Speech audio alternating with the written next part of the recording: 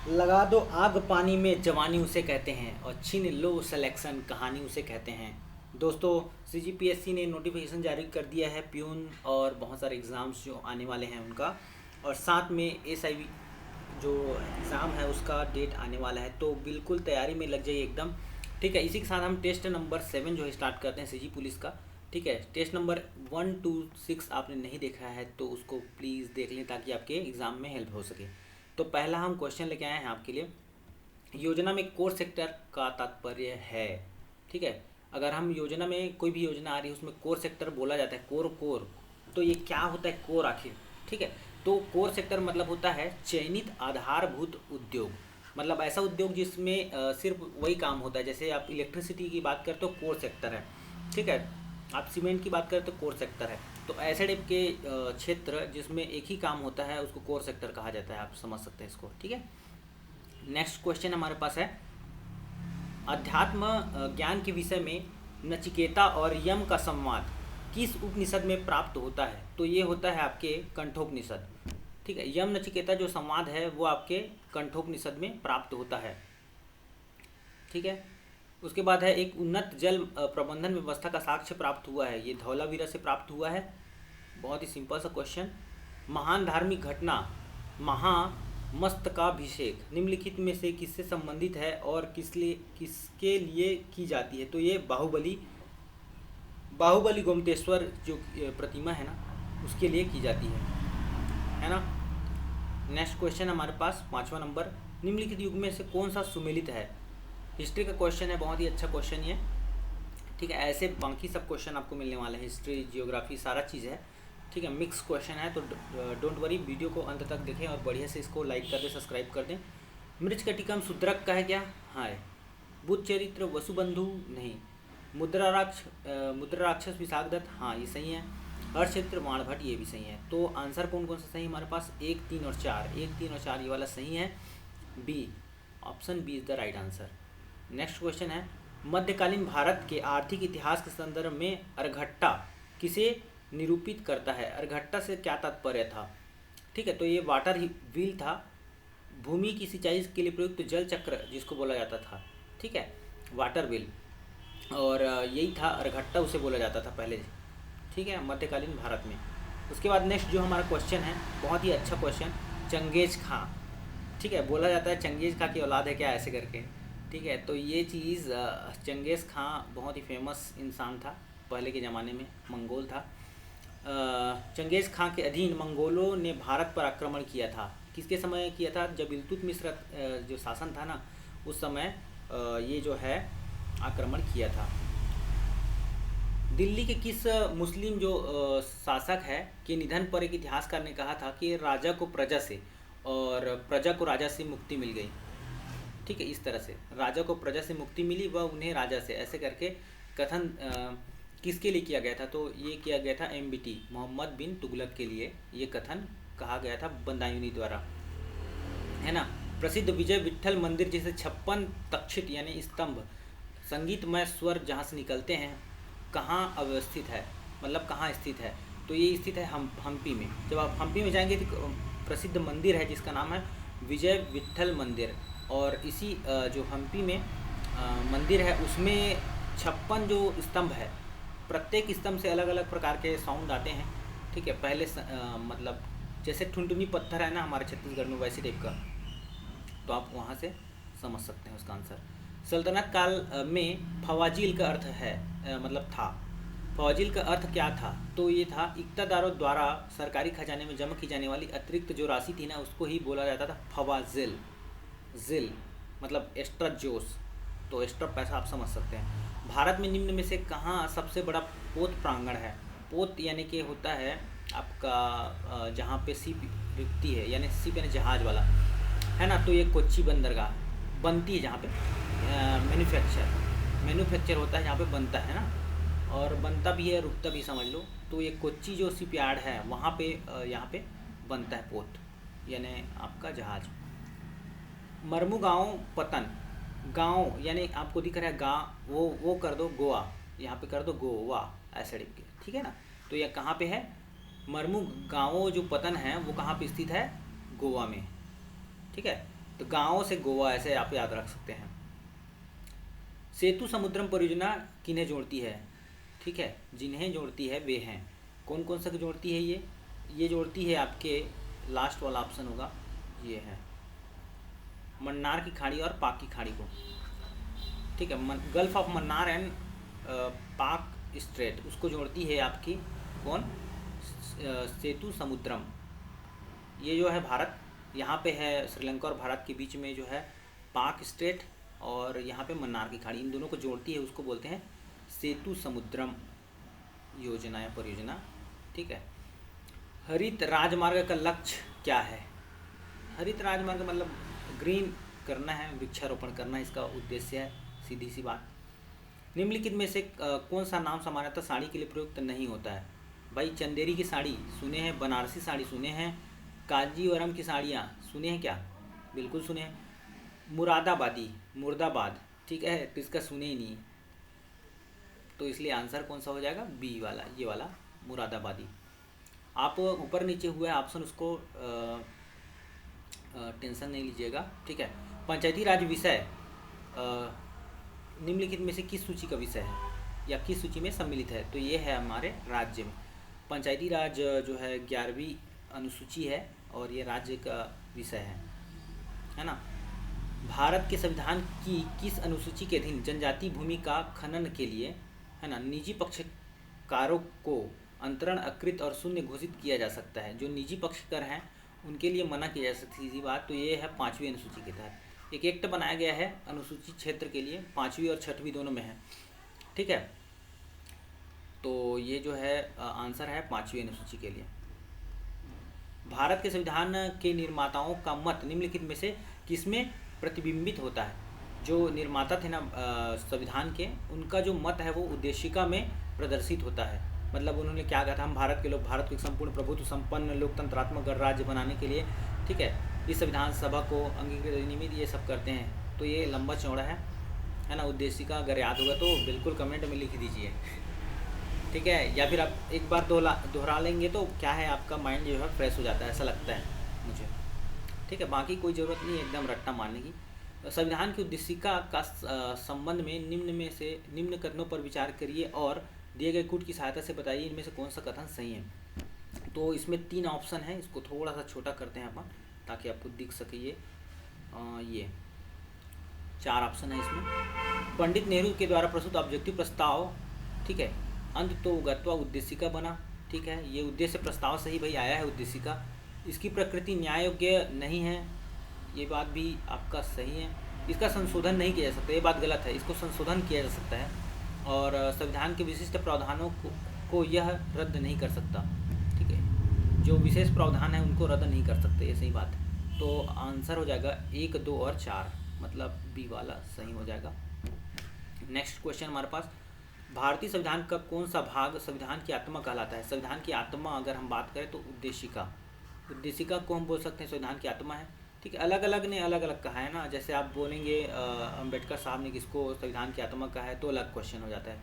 अगर हम मेन रूप से बात करें आत्मा किसको बोल सकते हैं, तो उद्देशिका जो है, ठीक है, उसको ही जो है संविधान की आत्मा कहा जाता है। ठीक है, मूल अधिकार को भी कई लोगों ने कहा है ना। निम्न में से किस राष्ट्रपति ने एक शक्ति का प्रयोग किया था जिसे संवैधानिक शब्दावली में जेबी निषेधाधिकार यानी जेबी वीटो पावर कहा गया था? ठीक है, तो ज्ञानी जेल सिंह ने इन्होंने किया था जेबी वीटो का यूज़। संविधान के अनुसार इनमें से राष्ट्रपति की विधायी शक्ति कौन सी है? तो अध्यादेश जारी करना, आर्टिकल 123 1, 2, 3, और राज्य के लिए 312, ये है ना। नहीं, ठीक है, मेरे को याद नहीं आ रहा वो, ये सही है 130। अध्यादेश जारी करना राष्ट्रपति की विधायी शक्ति है, इसको आप याद रखना, आर्टिकल 123। ठीक है, निम्नलिखित में से किनकी नियुक्ति भारत के राष्ट्रपति के द्वारा की जाती है? तो इसकी की जाती है योजना आयोग के अध्यक्ष, तो भाई पीएम होता है, इसकी नियुक्ति नहीं करता है। ठीक है, वित्त आयोग का अध्यक्ष करता है, और संघ क्षेत्र के मुख्यमंत्री, मतलब दिल्ली का, ठीक है, क्या बोलते हैं उसको, यूनियन टेरिटरी, है ना। संघ जो क्षेत्र होते हैं, यूनियन टेरिटरी होते हैं, उनके जो मुख्यमंत्री होते हैं उनका भी नियुक्ति कौन करते हैं? ठीक है, राष्ट्रपति करते हैं। तो 1 और 3 सही हो जाएगा इसका सी वाला। ओके, नेक्स्ट क्वेश्चन हमारे पास है, राष्ट्रपति की क्षमा प्रदान करने की शक्ति, क्षमा दान करने की शक्ति, आर्टिकल 72 है ना।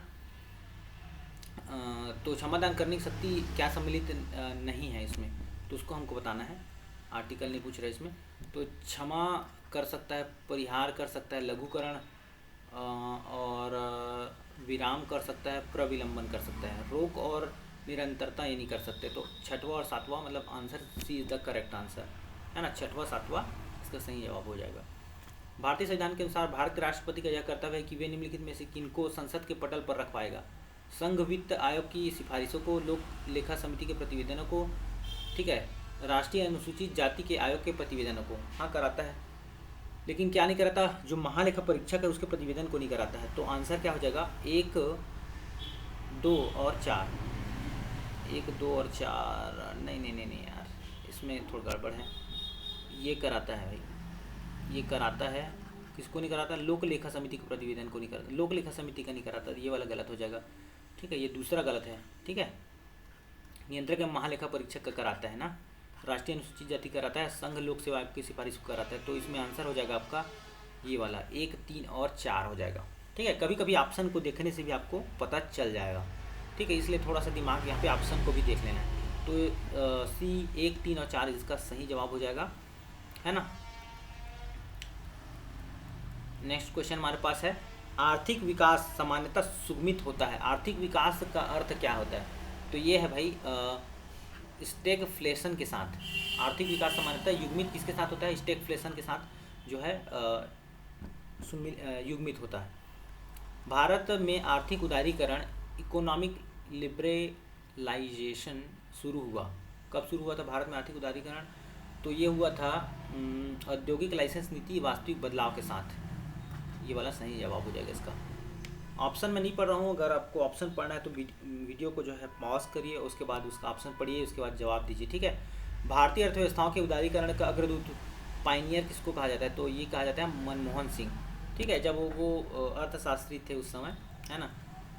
भारत में राष्ट्रीय आय समंकों का आकलन किया जाता है। राष्ट्रीय आय की गणना कौन करता है, तो केंद्रीय सांख्यिकी संगठन CSO इनके द्वारा की जाती है ना। भारत का आर्थिक सर्वेक्षण प्रत्येक वर्ष जारी किया जाता है। तो भारत जो सरकार है वित्त मंत्रालय द्वारा जारी किया जाता है। ये बहुत सही जवाब है, वित्त मंत्रालय जो है आर्थिक सर्वेक्षण जारी करती है, ठीक है। और आर्थिक सर्वेक्षण से सारा डेटा हमको पढ़ना पड़ता है, तो बहुत इंपॉर्टेंट है वो। अंतरिक्ष यात्री निर्वात में सीधे खड़े नहीं रह सकते, क्योंकि भाई गुरुत्व तो नहीं होता वहाँ पे।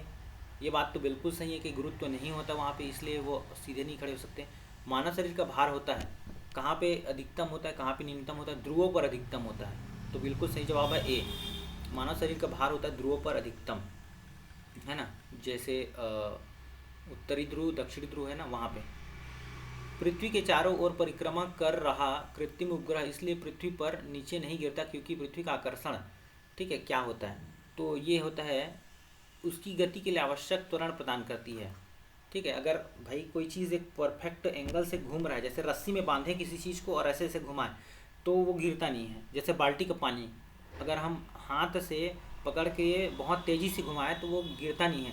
तो यही कारण है कि भाई उसकी गति के लिए आवश्यक त्वरण हो जाता है और उसका पानी जो है नीचे नहीं गिरता बाल्टी का। उसी तरह से कृत्रिम उपग्रह भी नीचे नहीं गिरता, है ना।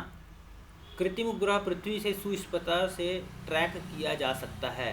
किसके द्वारा ट्रैक करते हैं, अगर उपग्रह है उसको डॉपलर प्रभाव के द्वारा, डॉपलर इफेक्ट के द्वारा हम लोग, ठीक है, ट्रैक करते हैं।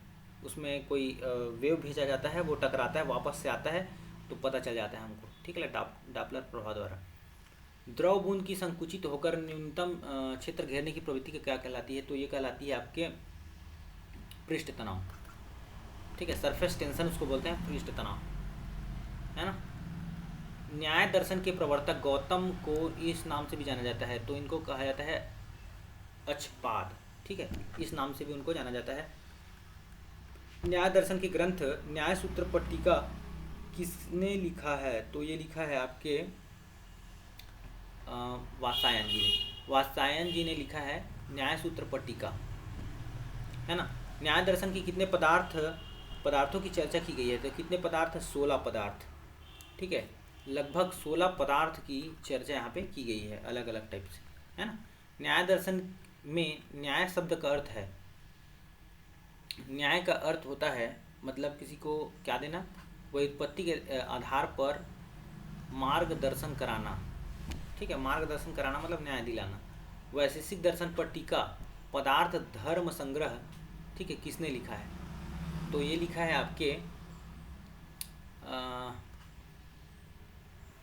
प्रशस्त पाद ने। ठीक है, ये थोड़ा अजीब सा नाम है प्रशस्त पाद, इसको बिल्कुल याद रखिए। 57वां ज्ञानपीठ पुरस्कार 2022 दामोदर मौजो को दिया जाएगा, ठीक है, या गया है। वे किस भाषा के साहित्यकार हैं? तो वे हैं भाई कोंकणी या मणिपुरी या नेपाली, तो ये है कोंकणी भाषा के। उसके बाद है 56वां ज्ञानपीठ पुरस्कार 2021 नीलमणि फुकन को दिया गया था। ठीक है, वे किस भाषा के साहित्यकार हैं? तो वे थे असमिया, इसको आप याद रख लेंगे, असम के थे। वयस्क आबादी को 100% कोविड टीकाकरण करने वाला पहला राज्य हिमाचल प्रदेश। देश में सबसे पहले जो सीरियस थे उनका हाल ही में निधन हो गया, वो कौन थे? तो जनरल बिपिन रावत। इनसे बहुत क्वेश्चन जो बन रहा है, ठीक है, तो इसको बिल्कुल याद रखें। 31वां व्यास सम्मान 2021 की घोषणा की गई थी महाबली के लिए, किसे दिया गया जाने की? ठीक है, महाबली के लिए। महाबली किसने लिखा था मतलब यहाँ पे पूछ रहा है, उसको व्यास सम्मान मिला है, तो ये मिला है असगर वजाहत।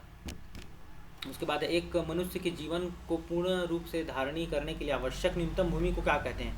तो ये कहते हैं पारिस्थितिकी पदछाप। ठीक है, 46 का पदछाप है, वही आंसर है आपका, पारिस्थितिकी पदछाप। दो भिन्न समुदाय के बीच संक्रांति क्षेत्र कहलाती है, जैसे ये समुदाय हो गया, ये समुदाय दूसरा हो गया, ठीक है, ए और ये बी, तो इनके बीच जो भूमि है उनको क्या कहते हैं? इनको बोलते हैं इकोटोन, इकोटोन कहा जाता है। ठीक है, उसके बाद है पारिस्थितिक नीचे आला की संकल्पना को प्रतिपादित किया था, किसने किया था? तो पारिस्थितिकी नीचे की जो ग्रीनेल ने किया था। निम्नलिखित में से किसने सर्वप्रथम बायोडाइवर्सिटी शब्द का प्रयोग किया था? तो वाल्टर जी रोजेन ने बायोडाइवर्सिटी का प्रयोग किया था। सेन नहीं है, वो जेन है, रोजेन, वाल्टर जी रोजेन है ना, तो इसको आप करेक्शन कर लेंगे, जेन कर लेंगे। भारत का प्रथम national centre for marine biodiversity NCMB किस शहर में स्थित है? तो ये जामनगर में है। ठीक है, ये जामनगर आई थिंक गुजरात में है ना, तो ये चीज़ आप देख लेंगे, है ना। और इतना हो गया 50 क्वेश्चन बढ़िया से।